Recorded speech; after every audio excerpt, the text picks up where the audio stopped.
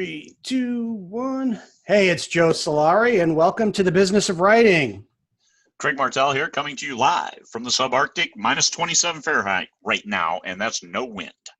Woo-hoo. Good to have you back on. We're going to talk about community. So, done a little community stuff. You know a few things about community, and what as we were talking earlier, I wanted you to kind of reveal behind the curtains of all the work you've done with 20 books because I just got done reading this book, People Powered, where this guy, John O. Bacon, talks about how important community is and how you can build a community. Like there's structural things you need to do. And as I'm reading this book, it's like, oh, that's what Craig did. Oh, that's what Craig did. Oh, that right. And why is this important to authors is that if you're going to make your business grow, it's going to be out of that community of readers. It's not just going to be, I really believe that we have to get past this whole idea of just transactional thinking and selling them a book to how do we build this enthusiastic community that not only loves to read your books, but likes to talk about your books and likes to buy stuff about your books. Because most of us who are fans of things like that do that, right? Like I've got closets full of junk that I bought from movies and yep. books. So that's kind of the topic today. Look at the big brands like Star Wars. People will dress like all their Star Wars characters. There are conventions for Star Wars. They bring in the speakers, and there's toys and trinkets and stuff. Star Wars. That is branding, but that's also the business that they're in because they make more money off the extra stuff, the accessories and the toys, than they do off the movie itself until the movie really takes off. And then, yes, there's good money in that. The thing with authors and with books, you can just sell people a book, but you have then become the brand. Look at people like Nora Roberts or Janet Ivanovich. I just saw that she signed an 8-figure advance for 4 books. Wow. I mean, that is immense. And it goes to the brand. Her fans like Janet Ivanovich, and the publisher is betting that they're going to get their money back and then some off each of those books. So how do you do that? How do you energize your fans, and how do you bring them closer together? I can relate that to 20 books to 50K and how that community has grown. I took over running it about 3 years ago from a couple folks who started with I was one of the first ones who joined Michael. I was one of the first 50. I wasn't that first group of 4, but I was with it all along.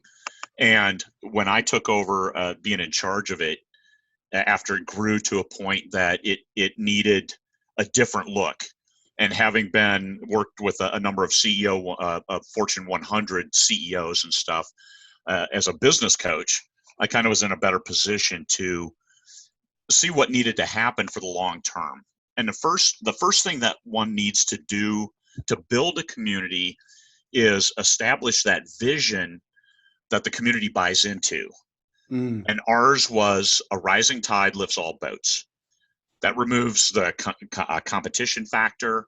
It makes it so you pay attention, you're in your boat, you're keeping it from leaking, and you pay attention and you do what some of the other boats are doing, and all of a sudden you're rising as well. I mean, if your boat is quagmired in the muck, guess what? You're going to get buried when the tide rises. But if you're working, if you're staying at the front of what's going on, you better your chances of being successful. There's been a lot of articles lately about authors only make pennies on the dollar and $6,000 a year if you're a full-time author and garbage like that. What they don't account for is a group like 20 books to 50K, where people are learning what it takes to be a professional author, especially a self-sufficient professional author. And then you're responsible for your revenue. And we blow those averages out of the water. Simply by joining 20 books to 50K, you're improving your chances and starting to apply some of the things you find on the buffet, where all the information is there, and you pick and choose what you think you can do that will then help your business, you're vaulting well past that average. And that's something that all these articles don't account for, because they don't have that data. And we're not going to share it with them either, because, hey, we're running our own business here, even though it's a not profit. We don't take any fees. We don't take any dues. Our members join for free, and we do it because I think, and Michael thinks, it's the right thing to do, is to share. I mean, and we're still successful in our own right. So by selling fiction, I that's one thing I will always do, is sell my fiction to make sure that I am credible. Because we all look at those courses that pop up in our Facebook feeds, because once you say you're an author, then you become targeted by ads saying, I can make you a best-selling author. And you check the dude out, and he's got like one book. Like, get the hell out of here. You have no credibility. You have no ability to replicate what is being done. And if you haven't done it yourself, I mean, it doesn't mean you're not an expert, because my heart surgeon, I would hope that he never had to operate on himself. But, so, I mean, you can be okay and not have done it yourself, but in our business, there's nothing like doing it yourself to show others, hey, here's how it's done. Absolutely. And, I think that that's one of the other things that I observed with the group is that, you were very clear as to what you think is important. Like, you're not saying that this is the only way to do it, but if there's kind of a belief system, right? Like, yeah. 20 books is, and what attracted me to it, and I think why people were reading the stuff that I was putting it together, was because there's always been a focus on how do you make it a better business. There's lots of facets to that. I might touch on a few of them, but the overarching thing is, if you're talking about making anybody today can write a book and can get it published. Doesn't matter who you are, it costs you zero. You can spend like, absolutely zero and get a book published. Yep. Yeah. Now, if that's your dream, you can do that without a group like this. Now, all of a sudden you add to it, but I want to make a living. Okay. Well, now you need to have a lot more involved in that, right? Because you're asking people to support you through the choice that they make in the marketplace. And they have a lot of choice. So I think that that's been really an important part of this group, in that, like, you're true to your own message, right? Yep. Your words have value. How do you realize that value? So, and some people, and I'm kind of going to some of the stuff that I've read about what makes communities work. You have been, some people may not like this about the way you run things, but you're very clear about what the rules are in the group. And we have removed a number of six-figure authors who came in and thought the rules didn't apply to them, like posting a link without getting it approved or something like that. And we're like, hey, you can't do that. Hey, nah, this is me. All right. Yeah, this is you, not in our group. I mean, we do need people who are very successful, and we are more lenient for folks who have realized success and are trying to share what that means. Now, because we get more from them than they get from us. But that being said, we can't let anybody drag the group down, no matter how much you're making, by changing the flavor of the group, where it's then drama gets inserted, because drama adds zero value. It is not a business concept that is going to get you more readers ever. So what you need to do is focus on the business aspects, and whether that's realizing your community. We talked about how to better spend. If you're spending 20 grand a month on marketing and you wanted to double that, could you spend that extra 20 grand better?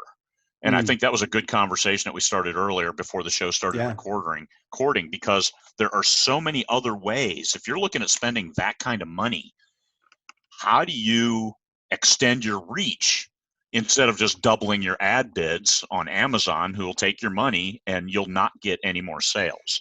So what are other ways for a big investment? And I've heard from some other authors who do some exceptional things with extra money, and it goes to community. How do you energize your readers so they become then marketers for you? And that's what a street team is, but a street team is more insular.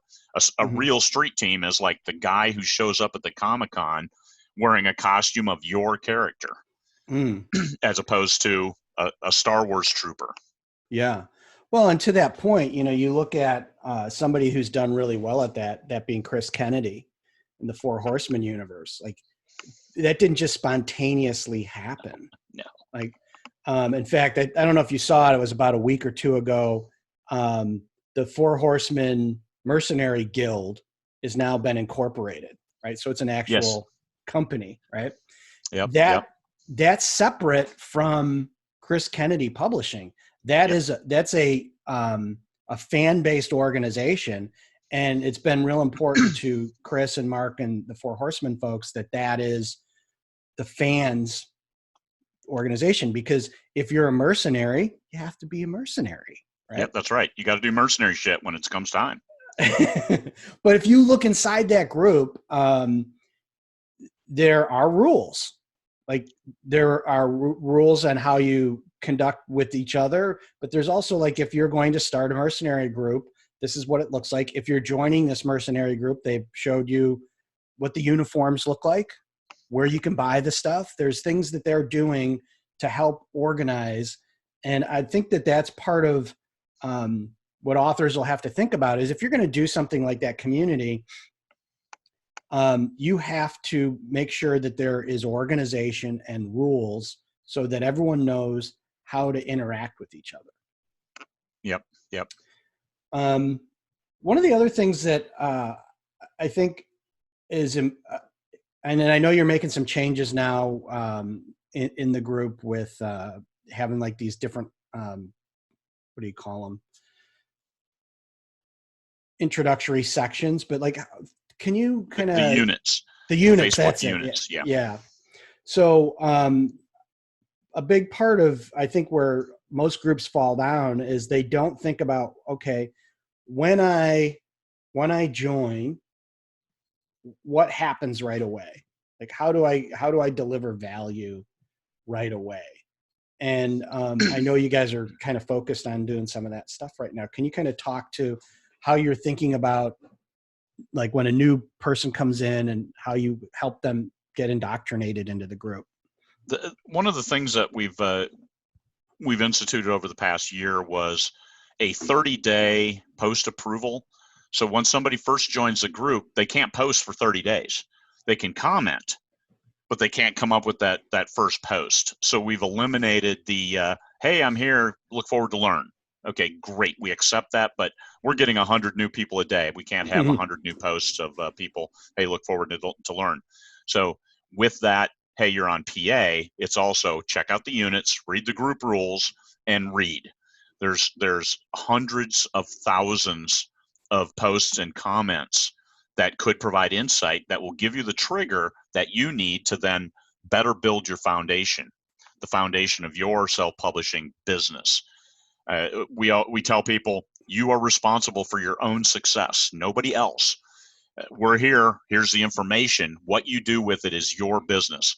And by doing that also, we're not going to carry anybody. It's like, hey, come join us and you'll be a millionaire. No, that's your Facebook ads that you should ignore. But it's not us. It's not everyone gets a career writing because it's hard work. Jim Slater had the best quote. He said, it could be the easiest job you had, and it could be the hardest job. It's just the easy job that you make no money, or a hard job where you make good money. You pick. You're the author. Mm. Well, and I think that if you have a passion for this, that gets you through the hard stuff, right? If you're coming in this because you think that, you can just write a bunch of books and slam them up there and you're going to be a six-figure author, you're not really committed to it. And understand that there are people in the industry that are prepared to work really, really hard. They accept the fact that maybe I'm not the best person at craft. I mean, I have a good imagination. I can come up with the story, but to make it a a readable story, I need to work on all these things. And they're going to do that work.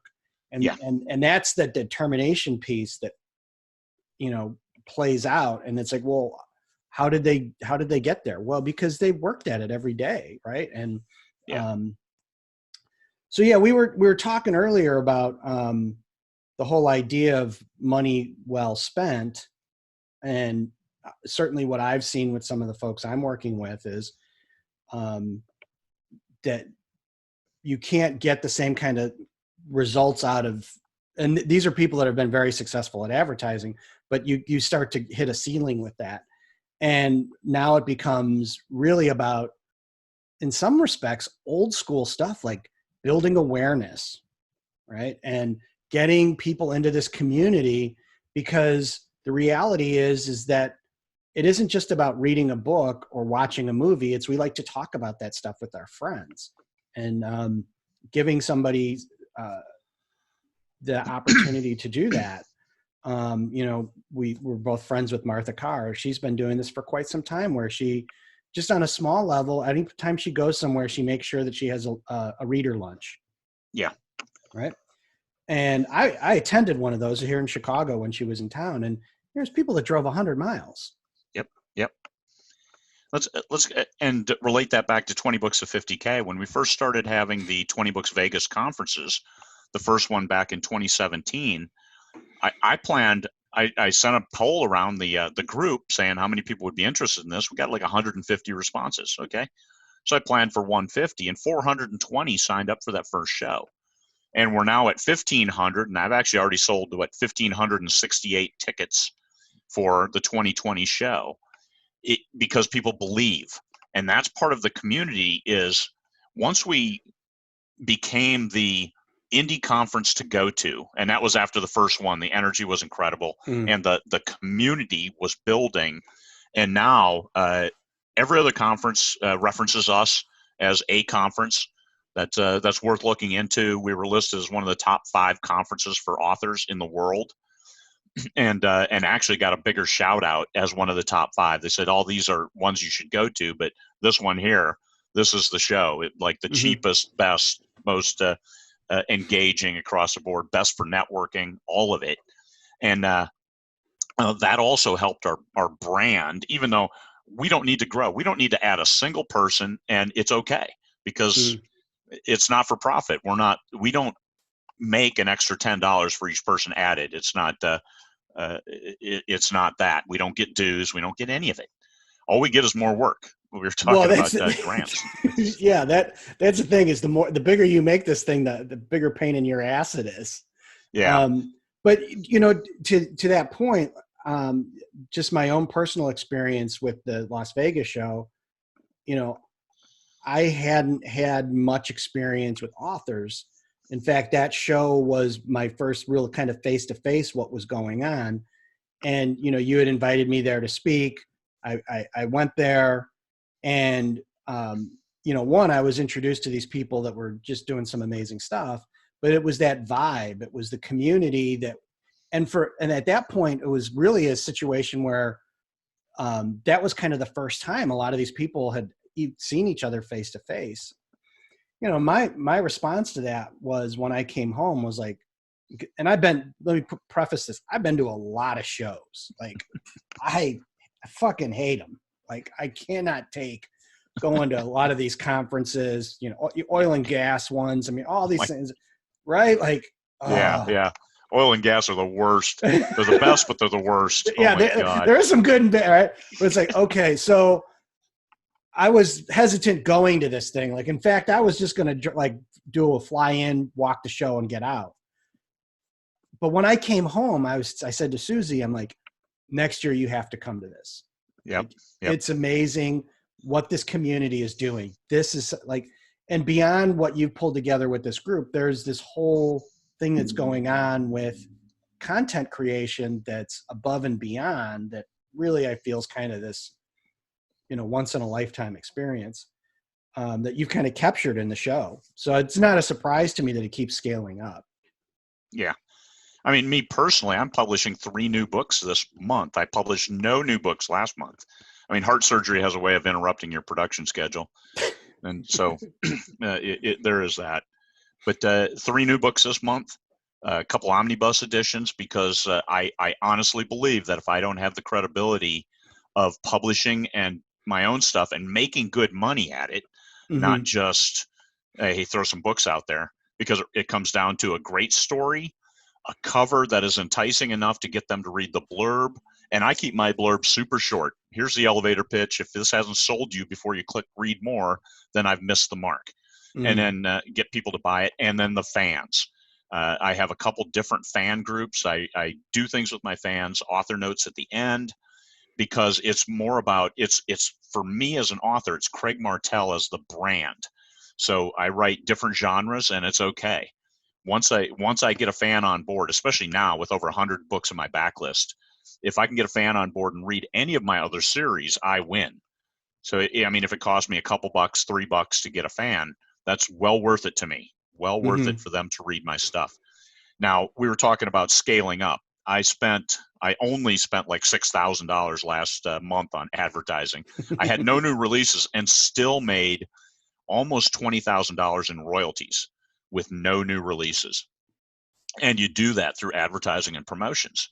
Well, community, a thing you can do that we were talking about is there's an author who runs a conference each year that she pays for everything, and the fans come and have a great time, meet her, get books signed. She'll do a reading. They talk about the books. She has some panels. So instead of doubling your ad budget from 10 to 20 grand, take that 10 grand and have an event. And if you don't have a lot of people there, then record it and show it to your fans and say next year.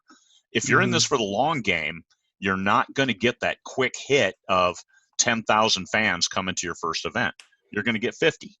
And then, I mean, if you're really successful, you'll get 50 on that first event. But then guess what? Next year it'll be 500 and then 1,000. And all of a sudden, you've got a whole convention going wrapped around your brand. And Chris Kennedy, I see him doing that. Like Bain Publishing, they do their own conference in Nashville Con. I forget what it's called, but it's in Tennessee, and it's pretty much Bain's conference. But it still looks like a conference and I've been told 4 years ago, that's the conference you need to go to. Well, now you need to go to 20 books. And oh, by the way, if you've got an extra conference in you, go to the one in Tennessee. So, I mean, we're not in competition. It's whatever works best for the readers. And we record all of our presentations to show anybody anywhere in the world. So those folks who say, well, you got to be making money off this. Oh, are you kidding me? I lost 24 grand last year's show because I overspent. Now, because of affiliate income and some other things, hey, I'm good. I'm fine. But it's not for profit. And they realize that, and there's no way they can tear us down. We don't have a board of directors. It's pretty much just me and Michael. We don't take sponsors. So it comes down to, if you're an author and you've got 10 grand that you're thinking about spending on advertising, advertise by doing something for your fans. Have that one-day show, set it up 6 months in advance. Say, hey, come on. I'll have catering. It'll be nice. We'll have drinks with umbrellas. We'll sit around. We'll talk about books and stories and things that are important to you.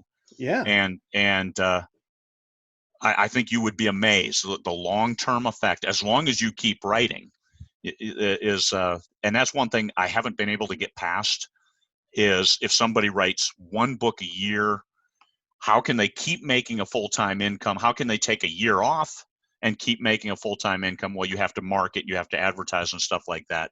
But for me, my success is based on I keep giving my readers content, and that's why I don't have to have 100,000 readers. I can do it with 5,000 dedicated readers, and I make good money. But if I put out enough books, I make really good money with those 5,000. Well, and that gets to be to your plan. I mean, you talk about, I'll give you a great example of somebody that is making a bunch of money in a unique way, tied to community, with one book a year, and that's Michael Sullivan. Yeah. Right. Yeah. And there's a very deliberate strategy that he and Robin have come up with, and they're executing it year after year after year. And it's and you can and you can actually see the results on Kickstarter. He's got, I think, 3 or 4 of the top 10 book releases on Kickstarter. And Yep. when he does a raise, he's looking for $20,000 and he's doing six figures every time. Yeah. Yeah. With the hardbacks, and he just pre-orders them, gets a stock, and now he's doing drop shipping. He doesn't have to even touch them. Yeah. So, yeah. But and I've seen that. I mean, he writes great books. He markets, he advertises, he's cut out the middleman to maximize his margin.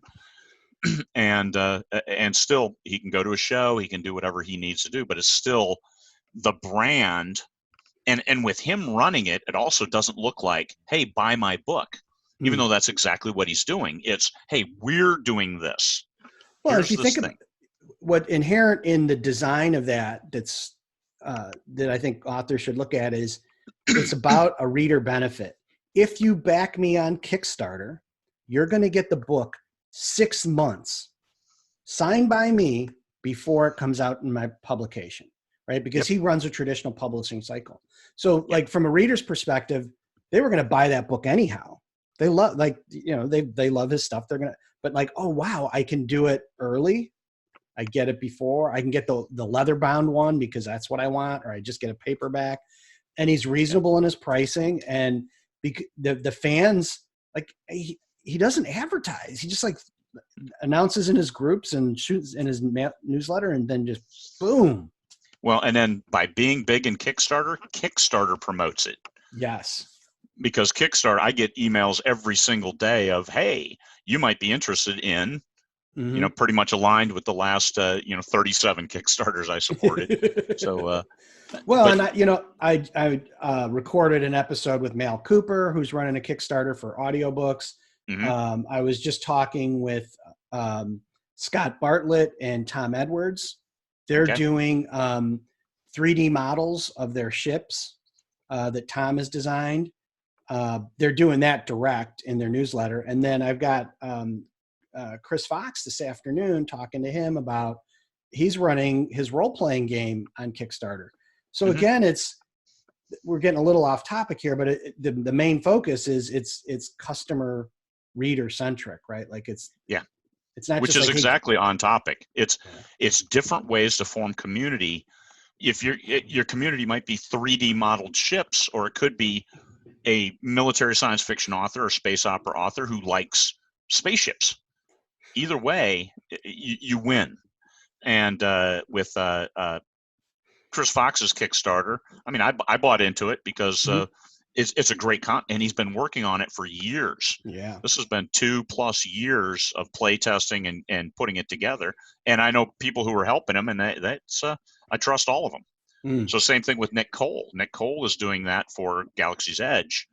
Nick and Jason with a role-playing game. So that game should be coming out fairly soon as well. And I don't know if they're going to kickstart it or not, but I expect, why not? Because Kickstarter gaming is a huge group. Yeah, I mean, if you're selling games, that's where you need to be. That's where the audience is. Yep. I was joking with Tom Edwards. I said, if we made a game that had all the different authors we know spaceships in it, whose spaceship would win? He was a little like, would a Craig Martelle Super Dreadnought be a Scott Bartlett Super Carrier? Really tough. I don't know. Really tough.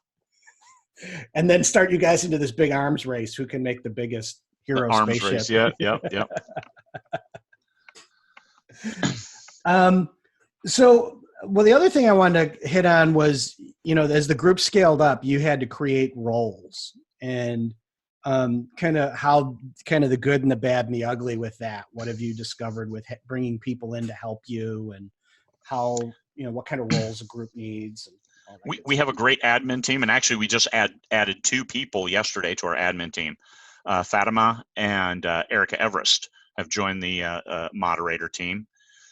And it's just, you do as much or as little as you can do in order to keep supporting the group. They all believe in the group's premises. They all get some added bonus benefits because, I mean, they have instant access to me or Michael for anything they need. They get early, like for 20 Books Vegas, they all had tickets waiting for them if they were able to come, and things like that. We take care of those people who take care of us. Mm-hmm. because they make our lives easier, and they help that community. It takes people. I like Mm-hmm. to say that it's not you, it's who you're surrounded by that makes you what you are. Because if I didn't have their faith and their support, we couldn't be where we are. Ann Lown, give her a shout out, because she does almost all of the new uh, applications, and we're getting about 100 a day. Wow. And she will check their profile. She will check all kinds of on every single one, Mm-hmm. in order to make sure that we keep true to the group. We don't want anybody coming in there marketing to the group. We don't want anybody coming in and being going there just to publish political posts. Mm-hmm. I mean, we don't allow any of that, because it adds zero value to your business. So we try to keep it focused on that to the best of our ability. Yes, we still remove people every single day for self-promotion. I think yesterday it was 3 people, because they come in there, first thing they do is they post, wait for that 30 days, and on the 31st day, they post, hey, I have this new book out. Get the hell out of here. We're not your target audience, and even if we are, then you're not our target target author. So. Yeah. Well, I just finished a book, and the guy's name was Dan Santola. He's a professor at Yale. And one of the things that he talked about that I think is really interesting to this whole community deal is that when it comes to making a complex behavior change, which I would say getting somebody to buy a book is, that you need a complex network. You need a network that's got very strong connections, so that you're reinforcing the behaviors, so that when people decide to do the behavior, they see their friends doing the same behavior, and they see the positivity of doing that behavior. And that flies in the face of the whole social media thing, that these weak, long links are the way to do it, that they can spread contagion faster, but you don't get the right behavior at the end of it. It's like, okay, I've got a new book. Somebody might click like on it because there's no cost to clicking a button, but it's never going to get them to buy your book, right? So that's the other part of this thing. Again, it's, you think about how this group is scaled up. Like, you haven't advertised this group. Like, it's scaled up solely on word of mouth. It's scaled up solely on people saying, you have to be part of this. Yep. Yep. Imagine if you could do that with your books. We have 38,500 members now, something like that. So think about that. If you could do that with your books. Mm-hmm. And that is what the community is all about. I haven't done it with my books. I mean, I'm only up to 5,000 hardcore fans, which makes for a great release, but it's I want 100,000. I want a release where 100,000 fans are buying my book. Mm-hmm. Well, certainly you've got the skill set to do it. You've proven that you've done it with this community of authors. It's just understanding, as an author, if you wanted to do something similar to 20 books with your fan base, it's it takes a lot of work, right? I'll reference a Steve Jobs quote, because something was breaking on one of the Apple products, and they said, well, are you going to go down there and help them fix it? He said, that's not my job. My job is driving a boat. If I go down there and into the engine room to help them fix that, who's driving the boat? So that's with 20 books to 50K. That is 100% my role, is driving the boat, is to make sure. Yes, the admins might accidentally remove somebody. They might, and it's always with the best of intentions. I would never have any ill will towards them. And sometimes things just happen. But I still have to drive that boat. I still have to make sure that there's hope in the group, that you can learn, that you can make good money at this, even if you don't want to, which is perfectly fine. I love my day job. I got great benefits. Fine. You write a book, 1 or 2 a year. Think about that extra money. I mean, that's vacation money That's a Disneyland for a week pass instead of Disneyland for just one day. Those kind of things. Yeah, a week Wow, pass. I can make that kind of money. Oh, geez. Yeah, my God. That's like ounces and ounces of gold. It's out there. Your words have value if you're willing to work hard at the right things. And those right things are determined by what have you written in the first place. So do you need to write a better story? Do you need to change something? Do you need to package it better? Do you need to target a different audience? And all of those things are learned behaviors. It's not, hey, I'm just going to write a book. Yeah, you can do that, but that's not going to get you where you want to go, which is maybe it is Disney World with your family. Your income is set. You need what you have. But, man, if you could just make an extra $5,000 this year, what could you do with that? And that's so we appeal to all those folks because it's your money, your words have value. And how can you realize that value? And you shouldn't have to spend $5,000 to make $5,000. Just understand that there are ways to approach it. Sometimes you need to invest more time because it's time or money. Those are the only two things you can do to when you bid a contract. You're bidding on time and money. What can you do for the cost, and how fast or slow will it take? Well, it's, that post I did about cumulative advantage and the power of it. The next, most of the questions were, well, how do I get cumulative advantage? It's like, well, okay. It's the same formula as compound interest. It really is. It's time and some leverage on that, right? So whatever your audience is you're starting with, let's say it's one fan. And then each cycle you go through, which could be, is usually a book launch, what do you do to add to that, right? And I think that's where we tend to be so impatient. That's like, okay, well, I've got to go through how many of these cycles before I make this money? Well, we don't know, but I can tell you this, that the clients that I work with, none of them were overnight successes.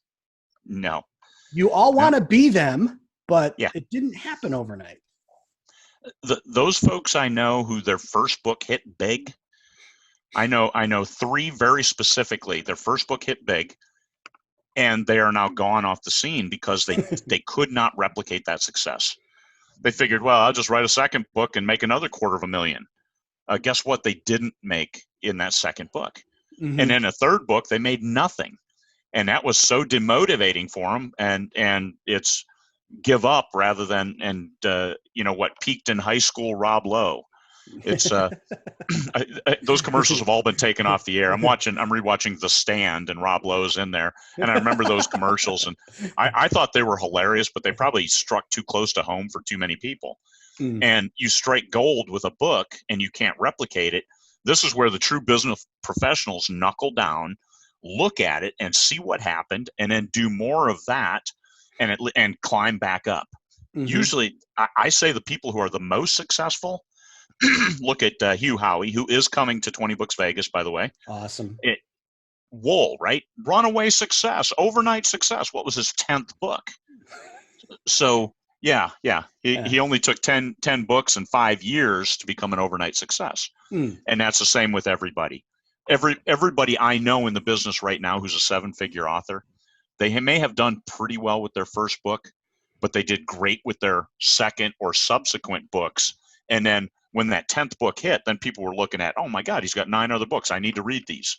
Yep. So that's your author voice. You're telling great stories. And now people are seeing them. And all of a sudden, hey, you're advertising a lot less and making a lot more because you've built this fan base that now is energized. Yeah. And that's with 20 Books of 50K. We have a fan base, even though we're not selling them anything, we're giving them stuff. The as I say that, as I put Amazon ads or SPF 101 goes on, is open today. So I'll put a post up, and we're selling them some stuff, but it's still, you don't have to pay anything for what we have. There's no dues, there's no fees, there's nothing you have to buy from us. You can learn, but it just takes more time. So invest time to make money. Simple enough. Well, that's it. I think that going back to Chris Kennedy in the Four Horsemen example, we've got Dragon Warden nominations that are opening up, right? And if you remember last year, there was some articles about how many Four Horsemen books were Yep. finalists, Yep. and Yep. there was certain people that were, you know, kind of bitching about the fact that he's just a machine, just putting. It's like, no, when you have that many fans, and they know you because they've shook your hand at the con, Yep. and you're cosplaying like they're cosplaying. And they're reading the books. Yeah, right. They've read the books, Yep. and he's got great authors, right? These are guys that you and I used to read, right? Like he's got a great mix of new and old, and there's some real deliberate work that's going into that. And so, how is it that he can dominate some of those categories? Because the fans see him as dominant, right? Like, yes, they know him. Yeah. They know the books. They've met him, and are then inclined. You make that personal contact with people, have that personal touch and personal connection. It's amazing what can happen. And these are your fans who become super fans and start fan corporations like the 501st for Star Wars. Has nothing to do with Star Wars, but there it is. It's here's a dress-up club. And during The Mandalorian, during the filming, they didn't have enough costumes. So they contacted the 501st and said, hey, we're not going to pay you, but if you can show up in costume. And they had a whole legion of people show up with their uniforms and filled in, and they got to be on The Mandalorian because as background of guys who can't hit anything. So everybody came away from paintball nice and clean. Well, you know, the other one that you look at what ComicCon has become. Okay, if you're releasing movies now, you have to be there. Studios pay millions and millions of dollars to set up there. You're lucky if you can get a ticket. Well, for the first decade, that was like guys sitting in a room in a Holiday Inn literally exchanging comic books, right? Like, yes. Yep. All these guys, we've been there. You and I have been at these things, right? Like, it was, you know, the same nondescript auditorium room at any Holiday Inn you could ever go into. They were sitting there, but they were fans. And it grew into something bigger because of how they built that community around it. And you just think about inside there's sub-communities now, right? There's the movie people, there's the Walking Dead people, so I think this is really for authors that are thinking about how big this can be. This is really one of the weapons. And I appreciate you sharing some of the things you've gone through with the 20 Books group. Well, and let me leave with a final thought, and that's as you're setting up your business, set it up as if you're going to have those 100,000 fans. So what does that look like? And make sure that your message for 5 fans is the same one that you'll be able to give to 100,000. And that was important for 20 Books to 50K, is that here's what we're doing. Let's narrow the scope because we don't allow craft discussions and things like that, because we've had some of those and they go off track and they're just a waste of time and energy. People get fired up for no reason whatsoever. You write your book however you want. Who cares if you use the Oxford comma or not? Because if your fans care, well, then you adjust for your fans, the ones voting with their money. So set yourself up for this. Like if you're writing in a universe, make sure that universe is robust enough that if you have fans cosplaying, they know what it looks like. So, and that might even be an appendix because you don't want to be so descriptive in the narrative itself. But still set it up that your fans can really embrace what it's all about without distracting or detracting from the readability of your book. Don't get so uber descriptive that you lose folks. And that's the balance. What is your target audience, and what do they like? And don't narrow it down where your target audience is 100 people and wonder why you're not making any money. You have to find the biggest audience that you can find. Even if you have a narrow topic, you still have to find that biggest audience. You sell to every person in a 100-person niche. That's nice, but you're not going to make a whole lot of money for your efforts. So look for that bigger and biggest audience. I would rather be a small fish in a big pond than that big fish in the 100-person niche, sub niche. Look for the biggest, and that is the community you're trying to appeal to. Like me, space opera, I always say space opera, even though you can niche it down and say genetically engineered cats doing space things in this with some humans and then some wolfoids too, dogs and cats in space. No, space opera, just character driven. I'm going for the absolute biggest genre and market I can get.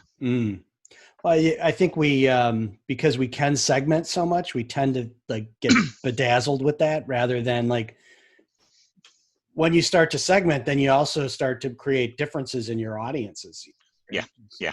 Whereas like you're saying, if you look at that bigger thing, people that love science fiction versus fantasy, right? There's some bigger like space opera versus, something else. You're able to then kind of get that community built around that. Right? Yeah. And, we could start a really extensive argument about, whether Star Wars was a great story or not. That's not the point. The point is there's this community around it now. And it is to that each one of those people really important enough for them to continue to see movies, bring their kids to those movies, go to the park. I read the other day they're making $12 million a month in custom lightsabers at Galaxy's Edge. Alrighty then. Yeah, not from me they aren't, but from somebody they are. A huge swath of the population. Yeah. So like people are spending money to go into that park, stand in line so that they get the chance to spend the money on the lightsaber. Custom lightsaber. Yeah. Good for them. Yeah. I mean, Star Wars as a brand, as a space fantasy, as a space doesn't matter. Star Wars versus Star Trek, it makes for some great fodder at conventions, but they're both looking to capitalize off their fans, and a lot of fans cross over and are happy with both. So it's you look for the absolute biggest market that you can get, while still cultivating your own fans from that. And Chris Kennedy is a great model for how he's done that, as well as a number of other authors, Michael Sullivan on what he's done, Kevin J. Anderson with what he does for his fans. There's so many great examples out there who are doing right by their fans because they vote with their money and they're the ones you have to appeal to. So that's why author drama has zero value, and we don't allow it at all in 20 books at 50K. Well, and getting back to the value of like what you've done in building the value for your members, some of these names that we've been throwing around, these are the folks that are at the conference. They're talking about this stuff, right? Like they're coming. Yeah. And that's part of the message of giving back, because here's you've got some of the biggest authors with Michael Anderle. You've got one of the biggest earning indie authors in the entire business, right behind Bella Forrest. Now, Bella Forrest is hidden behind a number of, and that person, whoever that individual is, they don't make themselves known. And next on the indie ranks is Michael Anderle. So for him being there and saying, I make no money off this. This is just me giving back because this industry and this business has been very good to me. It's other people coming along saying, yes, I want to give back. This is my chance to give back as well. And once somebody has come to 20 books, John Truby, for example, extremely successful in his own right. Last year at the show on stage, he finished his talk and he told me, he's like, I want to come back to this because there's no other show like this. At the energy, everything. He said, I can't believe I'm so amazed by the people. And he said, and he even agreed, I'll pay my own way. I'll do all this. And I was really blown away by that, because this is John Truby, The Anatomy of Story. He wrote the Bible for every author and screenwriter to follow. And he's coming. And he's coming on his own dime to present. And he asked he's like, I need some extended length sessions. So he has a 1.5 hour and a 2 hour block of time. Wow. Because he had that much information and he wanted to give it, and I wanted him to be able to give it. So we combined two sessions to put him there right where it worked. No, that's awesome. And that's the great thing about what you're doing is like you can adapt, right? It's like you're not having to worry about juggling sponsors and whatnot. It's like, okay, if the community wants 4 hours with this particular guy, we'll give them 4 hours with this particular guy. Yep. Yep. If they Yeah, want to not hang having out. sponsors is probably the best decision we made for being able to focus it on the business of writing. Mm-hmm. Well, you know, I mentioned my buddy who runs one of the biggest shows in Vegas, and the reason that show is done so well is because it's a member organization. It's all the packaging manufacturers. He works for the customers, right? Yeah. And the way that show is set up is um, there's a lot of people that go there um, to see the new equipment, but they also they sell equipment right off the shop floor. Like that's one of the deals that they've always, because they know that that's important for their customers to recover their money, right? So if you bring this big, massive machine, which makes the show really cool, you don't want to take that back to the factory. You want somebody else to ship it to their factory on Right. their dime. Yep. So that's something that's one of the few shows that still does stuff like that people are wheeling and dealing. That why is that? Because the members spoke, right? Like, yep, this is how we want it to be done. Yeah. When we see something sexy, if we want to buy it, sell it to us. Yeah. Yeah. So I think that the bigger story there is like, listen to the members, right? And if they want, that's what I think the great thing about the show has been is how it's morphed over the past, what's been just going to be the fourth year. Yeah. How you've adapted and added more material, how you're creating these tracks. While you said you don't talk about craft in the group, you've got some amazing craft people at the show. Yeah. Well, and that's because the members wanted that. Mm-hmm. Oh, by the way, because when you're in the group, you can make money from your words, but you got to have good words. I mean, anybody can sell the first book, and that you might say, well, that's what if it's a bad book? Well, the readers don't know that until after they bought it. Now, not anybody can sell the second book, and that's because that second book is based off what they read in the first book. So this is where you've got to write a great book, and that goes to craft, and some people need help with that, and we're not everything to all people, but the shows, we're getting close. So if you need to know about paranormal, well, here's a bunch of very successful paranormal romance authors. Go talk to them. Listen to them talk about here's what made their story successful, and then go talk to them. Hang out, buy them a beer, whatever it might be. Well, yeah, I know there's been a lot of collaborations that come out of that conference. People sitting down and a lot.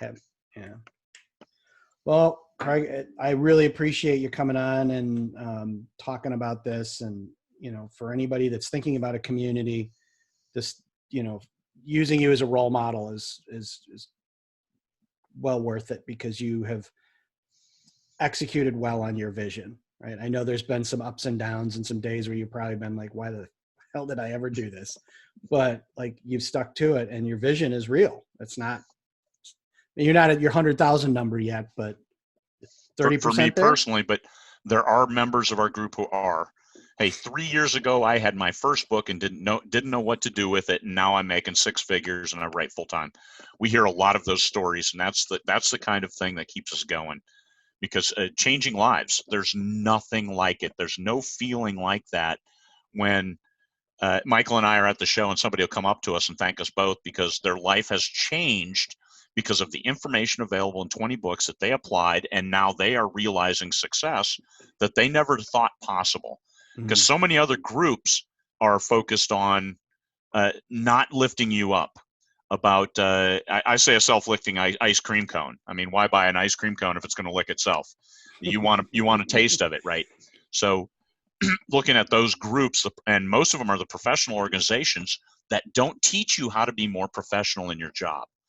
And this is your job, and if you want to make it a profession, you got to do certain things. Like, you have to have your book edited. Now, you may be able to do that yourself, but the standard is you want a book that readers can read without being jerked around with language that doesn't flow, like having past and present tense back and forth and losing point of view. Certain things that go with craft, go with practice, go with something an editor would catch and say, wow, you're jumping around here, or you have a typo on every single page. Those kinds of things you need to eliminate, and how you do that is your business. you need to have a cover that is enticing enough, and you need to have a blurb that sells the reader, not tells them what's in the story, but sells the reader and gets them wondering, yeah, I want to know that. Let me read this story. And those kinds of things. And that's what professionals do. How do you get to that point where then you can sell that book, which is a transactional, as you mentioned right up front. You make that transaction, but then how do you get that person saying, I like Craig Martelle's books. I want to read more Craig Martelle. Let me check online and see if there are any articles about Craig Martelle, and let me check his blog and sign up for his newsletter. And that's where you get the super fans, and your super fans are the ones who are going to help you become even more professional, because now you have people to draw on as, what do you guys want to see next? I've got 3 series I'm working on. Which one do you prefer? Those kinds of engagements then further solidify your position with your personal community of readers. So the sky is the limit for those willing to work toward it. And then the responsibility and all of the rewards are yours alone. And that's a great thing about being an indie. You don't have to lose for me to win. I think we can all win together. And that's a powerful message. That's the a rising tide. And I don't care what genre you write. I don't care about any of that. What characters, what anything you put in your books, do they appeal to the readers? And then how can you find more readers? Let's all look at that together, and let's all win together, and then go to Vegas and hoist a stein and enjoy each other's company and celebrate success together. No kidding. That's a great way to end. I agree wholeheartedly. Well, it's great to have you on, and we'll be talking again when I have a new topic that I need your expertise on. It's minus 28 out now. It got colder while we were talking, so we got that going for us. I think I'll run outside in my bare feet and hang out and look for the aurora. All right, man. Good talking to you again. All right. Have a good one, Joe. Thank you.